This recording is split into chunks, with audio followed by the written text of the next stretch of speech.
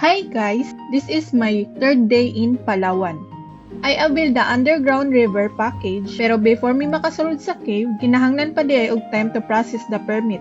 So while waiting, they offer us some fun activities para dili mi maboard. Our first stop, Ogong Rock Adventure. The caving fee was 200 pesos.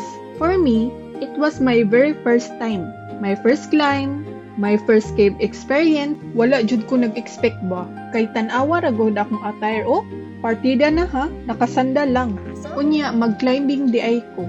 I didn't see that coming. Pagsulod na mo sa cave, ngato na ko nahibawan nga naaday ko slight nga claustrophobia. Meaning, mahadlok ko magsulod sa mga suok-suok. Feel na ko I cannot breathe or matrap ko. Pero finally, nakalingkawas ra jud ko. I'm sweating and thirsty. Nagdala man ta kog tubig pero nalimtan nako sa information desk. Unya nagtuo ko nga mobalik rami sa agi. Dili man di ay kay tuyok di ay ang trail. Then ang zipline worth 350 pesos. By the way, ang ugong means echoing sounds.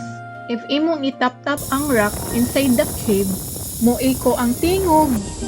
And you can also see beautiful limestone formation inside the cave. Our second stop is the mangrove paddle boat tour. As the boat glided through calm waters, our guide shares stories about the mangroves, how they protect the land, and the creatures that live within. We saw monkeys jumping on the trees, and luckily, no crocodiles around.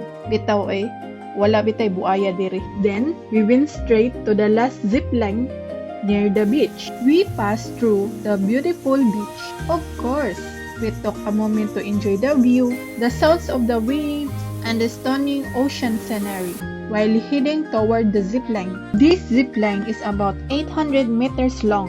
As I glide through the air, I can see the wide stretch of the West Philippine Sea, so calm, so blue. Palawan most exciting adventure, and absolutely breathtaking.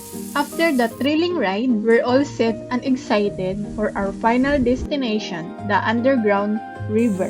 While padulong mi sa site, gihatagan sad mi og safety gear and headset for the audio guide, formed by the nature for thousands of years here in Palawan, worth every moment. This tour package worth around 2,700 per person, which already includes the van transfer, boat ride, entrance fee, and a delicious lunch buffet. Unforgettable day. After a long, we finally arrived back around 5 in the afternoon. When I went to my sister's home, we still had one last schedule, the firefly watching tour at 6 p.m.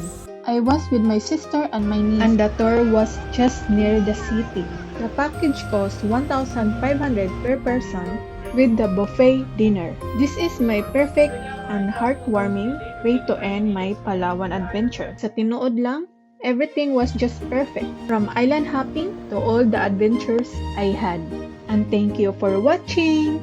Bye!